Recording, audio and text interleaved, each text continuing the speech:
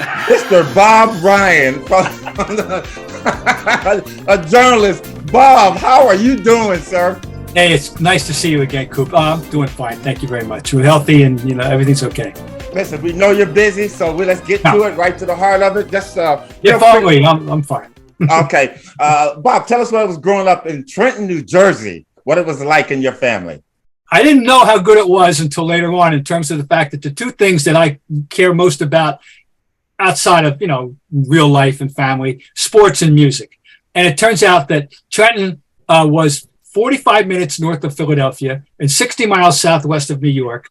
And so you had access to both. And my father was involved in sports. So I grew up going to ball games and Polo Grounds and Connie Mack Stadium and the Palestra from time I was 6 years old.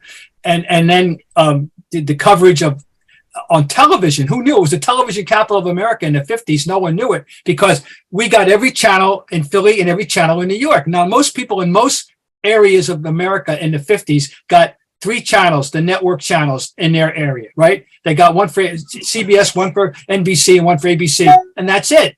Well, we had everything on the dial but channel 8, everything else. And so I got to see baseball games. The Yankees and Giants played on channel 11. The Dodgers played on channel 9. The Phillies played on channel 6. So I got access to that. So, and it's a sports-minded town. High school sports were big. American Legion baseball was very big. We won the Babe Ruth League World Series twice in 1956 and 1962.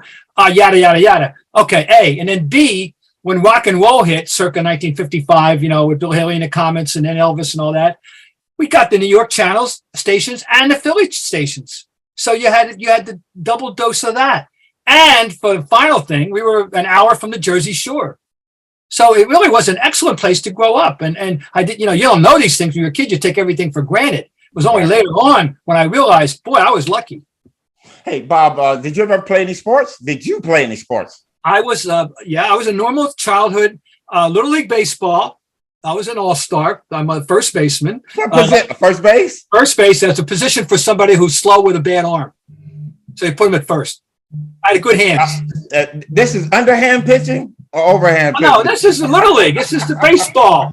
And I love basketball and baseball. I played basketball right up through prep school. That's the one sport I was able to play on a scholastic level, on prep school, New Jersey level. I played basketball, and I played basketball into my 40s and pickup. I love playing basketball. I was born to play 3-on-3 and winners out, which means you don't have to play any defense. Bob, listen, on this show, we have fun on this show. I'm sorry, Nick.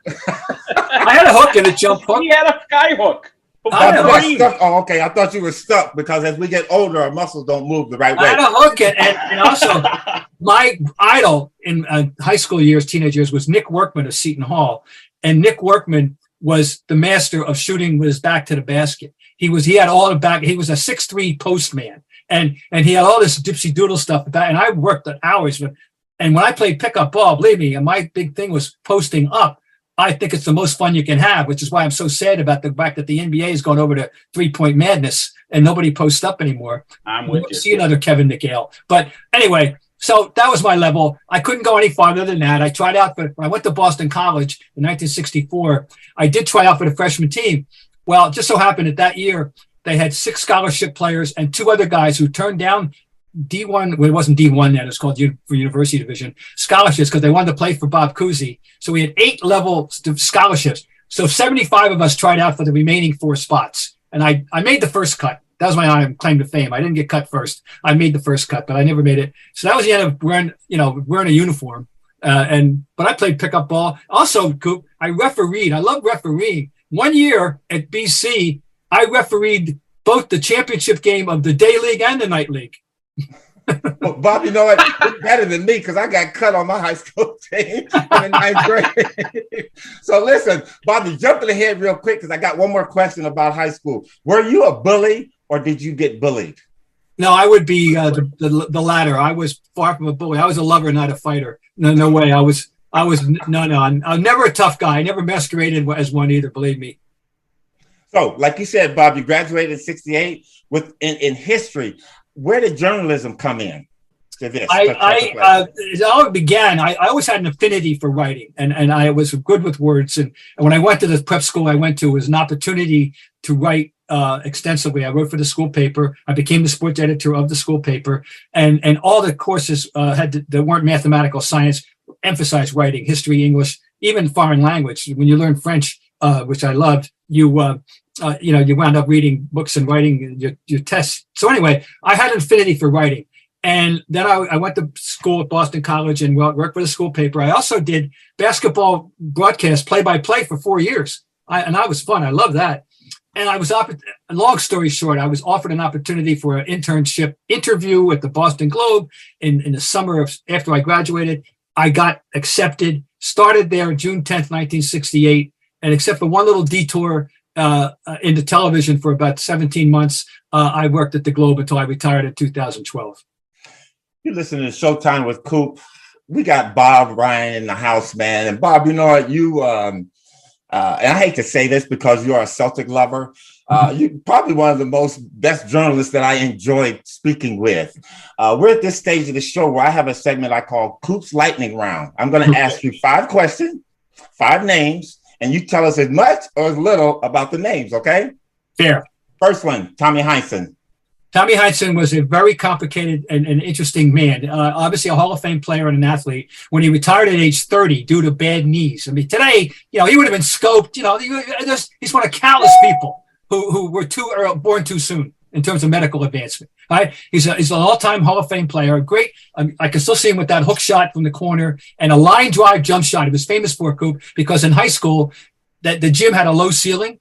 And he had to shoot line. That's the folklore anyway. That's the story he came up with, and we all bought it for a year. He had line drive jump shot and great offensive rebounder and a clutch player. And then after he retired, he became an insurance salesman right away, and he was an award-winning insurance salesman. Like seriously, he's like insurance salesman of the year, kind of thing. And he also did some whatever was available, not that much in the very very beginning of his retirement, color for Celtic games, and then eventually in 1969, after Russ retired, Red named him coach. He had never even coached a youth league. He never coached anything for a day in his life. It was all on the job training, and he took to it right away.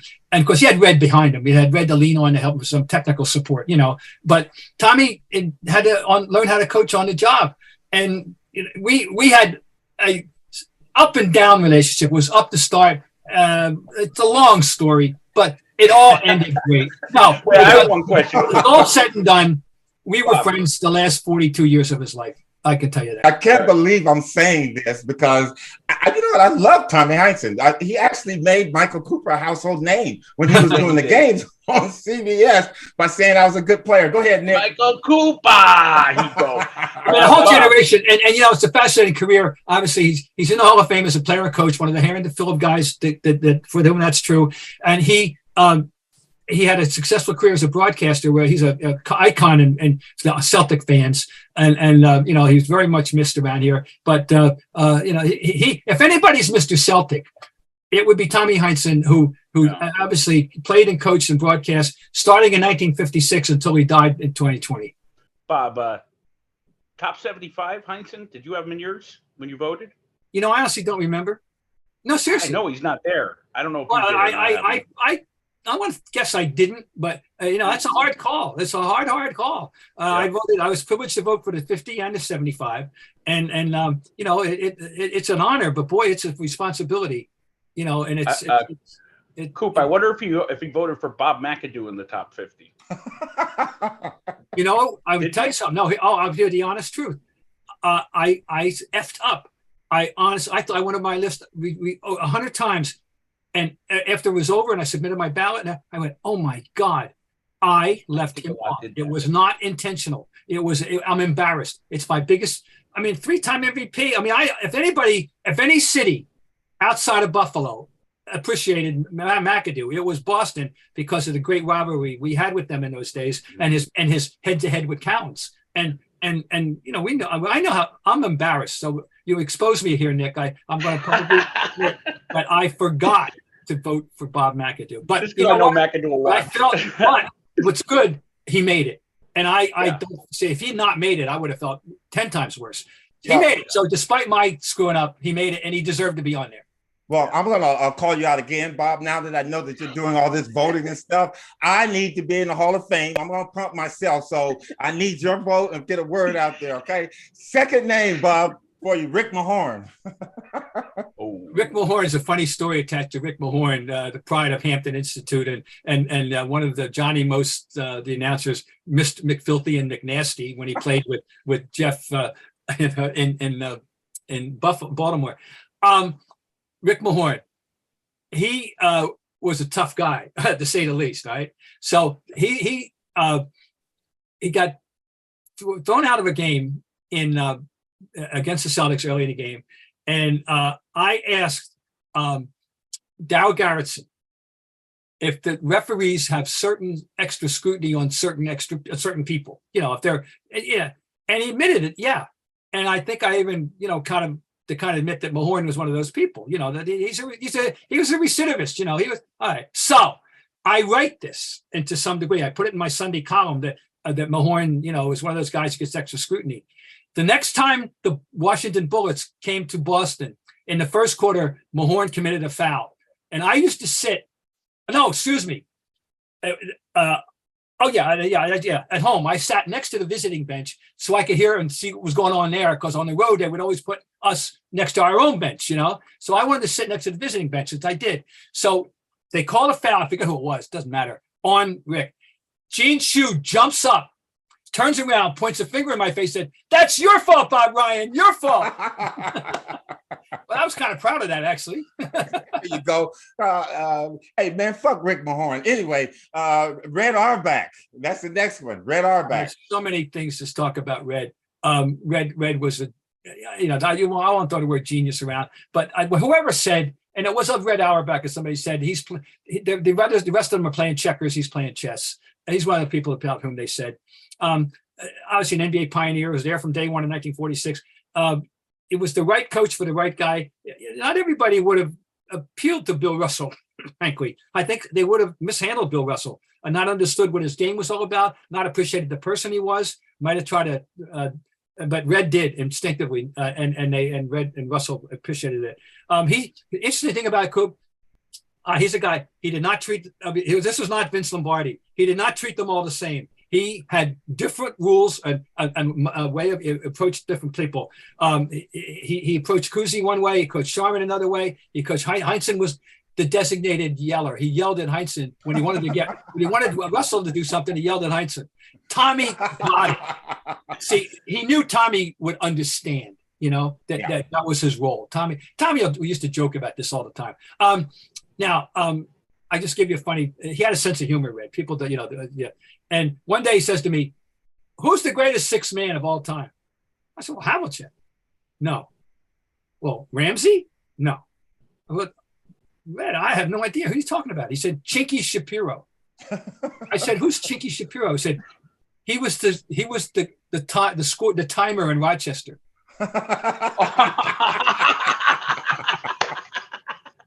Now, Coop, were you around when Feats Brody was in New York? Was the guard? Do you remember that name at all? No. Well, he was the timer in New York for many years. Feats Brody, Brudy, and he was notorious. He had the fastest hand or the slowest hand, whatever the Knicks needed. Let me tell you, he was famous for that. But apparently, he must have learned from Chinky, because Red said it was Chinky was the best scorekeeper at the time. Hey, Bob, I'm old. I'm not that old, but I hear you, baby. I hear you. And my comment about Rick Mahorn, listen, Rick and I coach in the Big Three, so he knows how I feel about him. So I can say that out loud because I'll say it to his face. But Rick Mahorn is a lovely guy. Oh, I've met him, and I've met him at functions. I know. Here's the other thing. He was, and there's another thing I think about Rick Mahorn, and right after there was an expansion right after the Pistons won the first time, and he was put up for expansion within 2 weeks of, which is so cruel. That was so, I can't imagine how he felt about that, at the time. But he hated it in Philadelphia, didn't he? He hated it in Philly, I think. Yeah. He hated going to Philadelphia. And I think they were on the parade when he got drafted in the expansion draft. It wasn't good. Parade. It was poorly. Timing was awful. It was awful. Mm-hmm. But hey, he was a tough guy, I'll tell you. No question. Hey, Bob, our fourth name, Magic Johnson. Well, Irvin, have this absolute utmost respect for as a player, and I'm so proud to know him. And he did the foreword on the book I did with Larry Bird, and he was so happy and eager to do it, and I'm really grateful for that. I have nothing but the highest regard for and his game and the way he got better and better. The fact that he made himself into a reliable outside shooter, 3-point shooter. I was present at the famous Bird Magic NCAA final.